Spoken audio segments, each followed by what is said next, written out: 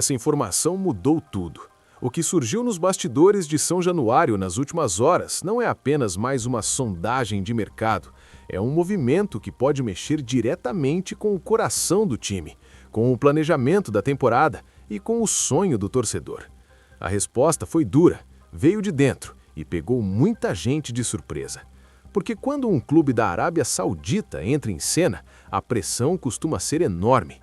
Mas dessa vez, o Vasco não se curvou, pelo menos por enquanto. E fica comigo até o final, porque além dessa notícia pesada envolvendo um dos pilares do elenco, o vídeo de hoje ainda traz mais duas informações importantes que mexem com o mercado, com o clima interno e com a paciência da torcida. Já deixa o like, se inscreve no canal e ativa o sininho, porque isso ajuda demais o YouTube a entregar esse conteúdo para mais vascaínos que querem informação de verdade, sem filtro e com análise. Agora sim, vamos aos fatos. Nos bastidores de São Januário, a avaliação é clara. Paulo Henrique não é apenas mais um jogador do elenco, ele virou peça-chave. Eleito o melhor lateral direito do Brasileirão 2025, o camisa cruz-maltino entrou oficialmente na mira de um clube da Arábia Saudita, que nas últimas semanas fez contato direto com representantes do atleta e apresentou as condições iniciais para uma possível negociação. Ainda não existe proposta oficial na mesa do Vasco, mas o sinal de alerta foi ligado. Internamente, o clube já deixou claro qual é a sua posição. A princípio, não há interesse em negociar Paulo Henrique. O entendimento da diretoria e da comissão técnica comandada por Fernando Diniz é que perder o lateral neste momento seria abrir uma lacuna difícil de fechar, tanto dentro de campo quanto no vestiário. O Vasco vê o jogador como um dos pilares do time, não só pelo desempenho técnico, mas pela regularidade, liderança silenciosa e evolução impressionante ao longo da última temporada. Segundo a apuração recente, a diretoria estipulou um valor mínimo para sequer sentar à mesa e ouvir qualquer conversa mais profunda, cerca de 10 milhões de dólares, o que hoje gira em torno de 55 milhões de reais. Esse número não foi jogado ao acaso, ele representa não só o momento técnico do atleta, mas também o contexto do mercado, o contrato longo, válido até dezembro de 2028 e, principalmente, o peso que Paulo Henrique ganhou dentro do projeto esportivo do Vasco. Vale lembrar que não é a primeira vez que o lateral desperta interesse internacional. Recentemente, clubes da Itália e da Alemanha fizeram sondagens. Houve troca de informações, consultas iniciais, mas nenhuma delas avançou a ponto de virar proposta concreta. A diferença agora é o poder financeiro envolvido. Clubes sauditas têm capacidade de mudar o jogo rapidamente, tanto com salários muito acima da média, quanto com valores altos de transferência. Mesmo assim, a postura do Vasco tem sido firme. O clube entende que vender agora pode até aliviar o caixa, mas abriria um problema esportivo sério. Fernando Diniz conta com Paulo Henrique como peça fundamental no sistema de jogo, especialmente pela capacidade ofensiva do lateral, que não apenas defende, mas constrói, aparece por dentro, cria superioridade numérica e decide jogos. Os números comprovam isso. Em 2025, Paulo Henrique viveu a melhor temporada da carreira. Foram 13 participações diretas em gols com a camisa do Vasco, 5 gols marcados e 8 assistências. Para um lateral direito, isso é impacto real. Além disso, ele atingiu a marca de 125 jogos oficiais pelo clube, mostrando consistência, evolução e identificação com a camisa. Do lado do jogador, o cenário também é delicado. Paulo Henrique está feliz no Vasco. Ele se sente valorizado, reconhece a importância do momento que vive no clube e sabe que uma saída agora pode diminuir suas chances de disputar a Copa do Mundo do ano que vem. O lateral esteve presente nas duas últimas convocações feitas por Carlo Ancelotti e alimenta, com razão, a expectativa de representar a seleção brasileira no Mundial.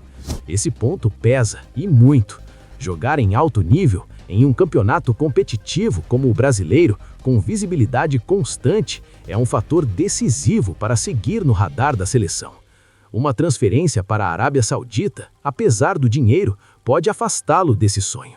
Por isso, apesar de manter os ouvidos abertos, o jogador não força a saída, não criou ruído interno e mantém postura profissional. Nos bastidores, o que se comenta é que qualquer avanço só acontecerá se o clube saudita realmente colocar na mesa uma proposta irrecusável, algo que mude completamente o cenário. Até lá, o Vasco segue firme, blindando o atleta e tentando afastar o fantasma de perder um dos seus principais nomes no momento mais decisivo do planejamento da temporada. E essa é justamente a palavra-chave: planejamento, porque o Vasco vive um momento em que não pode errar. A diretoria sabe que a torcida está no limite da paciência, sabe que vender um dos melhores jogadores do elenco logo após ele ser eleito o melhor da posição no Brasileirão, sem uma reposição do mesmo nível, seria visto como um retrocesso enorme. Agora, mudando um pouco o foco, mas ainda dentro do mercado da bola, uma segunda notícia importante começa a circular nos corredores de São Januário. O clube segue ativo no mercado, mas enfrenta dificuldades reais para avançar em algumas negociações. A busca por reforços passa por um equilíbrio delicado entre responsabilidade financeira e necessidade esportiva. Internamente, há o entendimento de que o elenco ainda precisa de ajustes, especialmente em posições específicas. O problema é que o Vasco não quer repetir erros do passado: contratações por impulso, salários fora da realidade e atletas que não entregam o esperado. Isso faz com que muitas negociações avancem lentamente, o que gera ansiedade na torcida. Alguns nomes foram oferecidos, outros analisados, mas poucos realmente agradaram a comissão técnica. Fernando Diniz tem sido participativo nas decisões e bate na tecla de que prefere qualidade à quantidade. Melhor contratar menos, mas com impacto real, do que inflar o elenco com apostas duvidosas. Essa postura, apesar de correta do ponto de vista técnico, entra em choque com a urgência do torcedor, que quer ver o time fortalecido agora, quer respostas rápidas e sente que o Vasco precisa dar um passo à frente para competir de igual para igual com os principais times do país. E isso nos leva à terceira e talvez mais sensível notícia do dia: o sentimento da torcida. O clima entre os vascaínos é uma mistura de esperança, cobrança e desconfiança. Há orgulho pelo desempenho de jogadores como Paulo Henrique, há confiança no trabalho que vem sendo feito em alguns aspectos, mas também existe um medo constante de que tudo desande por decisões equivocadas. A pressão por resultados é enorme. O torcedor quer ver o Vasco competitivo, quer ver o clube respeitado novamente, quer parar de viver temporadas de reconstrução eterna. Cada notícia de possível venda, cada negociação que não avança, cada silêncio da diretoria vira motivo de debate, crítica e cobrança nas redes sociais. O recado da arquibancada é claro: segurar seus melhores jogadores é fundamental. O Vasco precisa mostrar força, precisa mostrar que tem projeto, que sabe dizer não quando necessário e que pensa no futebol antes do dinheiro fácil. E o caso Paulo Henrique virou símbolo de tudo isso. Os próximos dias serão decisivos.